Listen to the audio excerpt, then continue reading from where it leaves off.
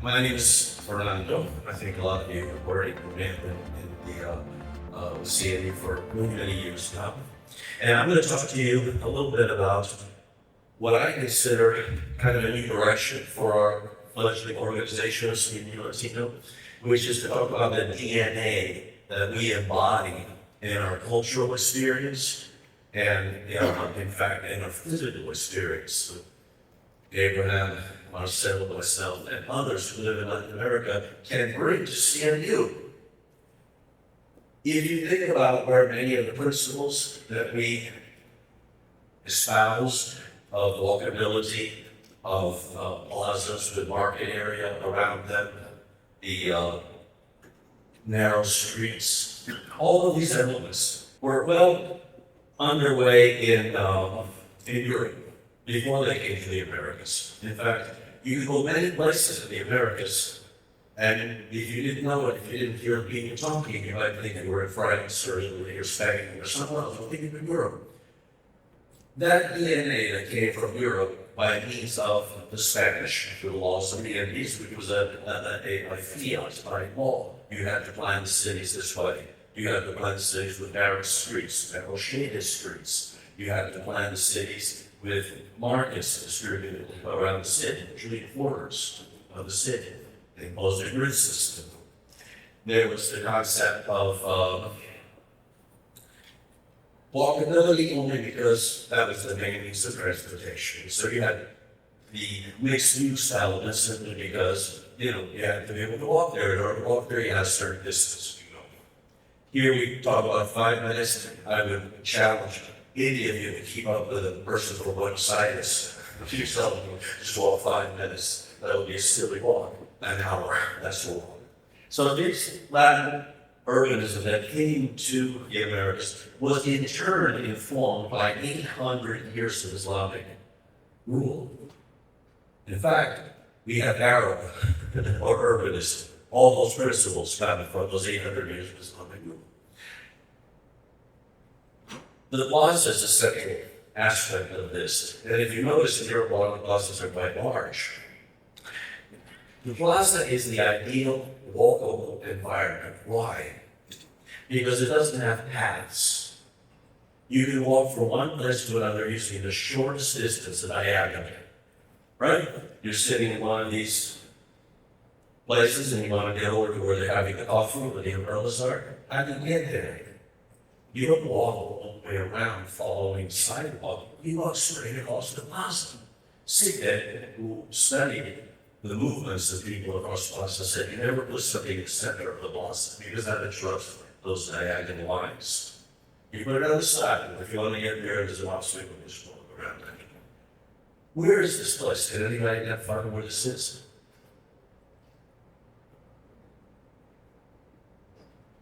Where are you thinking? It looks like a plaza I've been to in Barcelona to me, but this is in Latin America, so I wouldn't. No, it's not.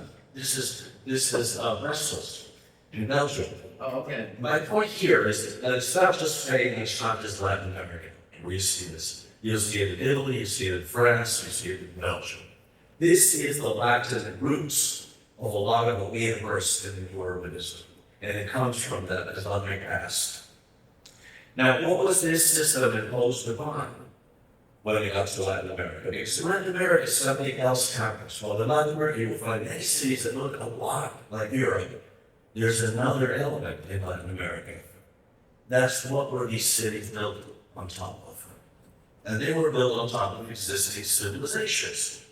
The Incas, Mayan, the Aztecs, many other civilizations that here existed before the Spanish arrived and imposed law of the Andes. Some similarities existed. The idea of markets. All these civilizations had open markets. The quadrants of the city was usually divided into quadrants to the central area and smaller markets around it. The Aztecs, when they had streets, they had canals. Otherwise, it was you walk diagonally from place to place. Entirely pedestrian. Why? Why was this so pedestrian? Anybody know? There was no wheel. There was no cart. There were no horses. There were no beasts of burdens. It was 100% pedestrian transportation. If you want to know what that means, how that works, see examples. So 100% pedestrian place, look to those pre-Islamic civilizations in Latin America. And then realize that Spanish grid was laid right on top of it. That's my city most studies. You'll notice that it has the colors and such, which come from an Islamic past. If you go to the beautiful Morocco and all, there's colors galore. There's no reservation on colors, on decoration. And you see that throughout Latin America too. Beautiful colors. Go to Cartagena. It's exactly Europe, except a lot more lively and more fun.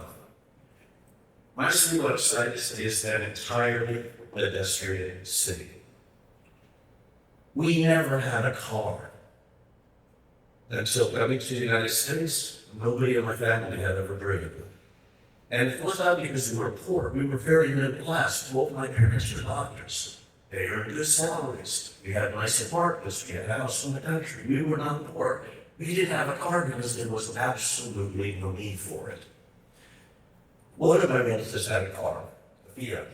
It stayed parked in a special parking garage with a cover on it. And every once in a while, I would go there as a month. And she uncovered it. Well, the gentleman took care of the garage, uncovered it. She showed me she had a car, and we covered that up. It was never used. It was just like a thing. We had like a red can and nobody placed it, right? One day I gave her a computer, laptop. She really wanted a laptop. That laptop sat for the rest of her life on a shelf. So she could say she had a laptop, right? The cars like that, as ornaments, not necessary. Fabulous public transportation. And the thing is, walking is so, as part of the culture, that you don't need a 5-minute city. I mean, it is a 5-minute city, and there's a lot of stuff, like in New York, every couple of blocks. But people will walk hours. My wife, who's a company of making many trips, knows it, right? We'll walk hours, 3-hour walk, no big deal. Hey man, I'll see you in an hour. I'm leaving right now. I walk downstairs, I'm that part, and I walk across town for an hour, let alone 5 minutes. These are our lives. We're very familiar with this. If you ask a little old lady in Cuenca, a city which is an old city that has a lot of indigenous population in Ecuador, ask a little old lady, indigenous lady, about local urbanism, and she could school you. She could school you. You could learn from her. She's lived it her entire life. She's seen it. It's in her.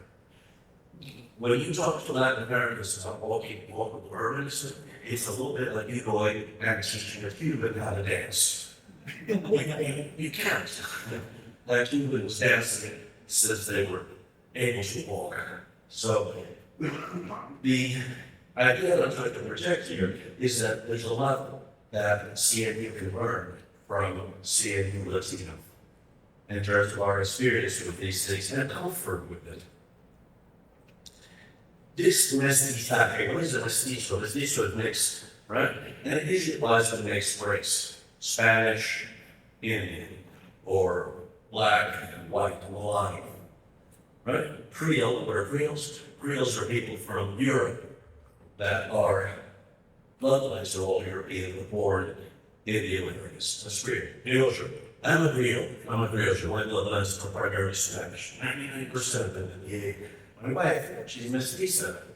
She's 58% Native American and 28% is Spanish, Iberian, and then smattering other weird stuff all over the world.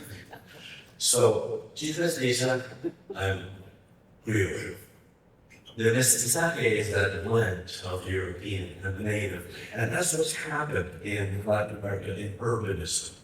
That combination of that indigenous society that was there beforehand and the imposition from the Spanish. This city of Cuenca is an extremely walkable city. It's populated by very poor people, the indigenous people who sell their stuff there and all over the place. They have no cars. Old people. Where from? From the USA and Canada. There's a huge expat senior citizen population there.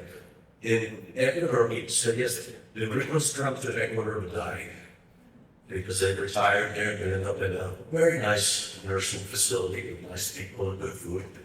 They retire, and they get married in the cemetery in Wickham, because it's a place that's populated by indigenous people, old people, and students. That's where the universities are, students. None of those people have cars. So the city is designed for walking. We have walked, my wife and I calculated, sure we just step count, you know, that we have walked solid 8 hours in that city without getting out of the colonial center. It's not a historic center, it's a colonial city. That just goes on forever. And in the midst of that city, you see all the remnants of the Inca Empire. This was the northernmost outpost of the Inca Empire. So you come across those large areas suddenly that were plazas, where the Inca lived without streets. You have these vestiges of the pre-Islamic world there that are still very much alive. It has rapid transit too. You can see there's a new rail. This is something also being introduced like in very recent years. The one thing about the city that also makes it extremely mobile for anyone, even someone with a car, because when we did there, I had a car. We used to drive up from Guayaquil, 4 hours through the mountains to come here and visit my mom, who lived in Wickham, as a retired person from the US. Once you get near the city, it becomes a nightmare to drive. The streets are narrow, everything's been clogged, everything's one way, you have to go 40 blocks in one direction to be able to turn. You can find a parking place with a hotel, and the parking places, as is typical in America, are extremely tight and tiny. You have to be a very precise driver. You develop this innate sense of the size of the car, like you're playing squeeze into a space. It's a misery to drive. So even the people with cars don't. Because it's really easy to walk, it's very pleasant, very pretty, and it's miserable to drive. And you find this in a city like Cordoba in Spain. Cordoba was an old Islamic city, right? Old Islamic universities and stuff were there, similar to that Alhambra, they have a big, palace and such. And that city again, you cannot, by the time you get to the hotel, you're exhausted and driving. You just want to stop the car and give it away. And then just spend the rest of the time just absolutely delighted in walking. But I think that's an important element too. You do too much to make driving comfortable. These are two kind of maps of how the Spanish law of the Indies town planning were imposed to the Americans. The left-hand map is Fernandina. Fernandina is the oldest intact Hispanic or Latin Spanish grid system in the Western Hemisphere. This is the oldest one, Fernandina. Do you know where that is? Does anyone know what Fernandina is?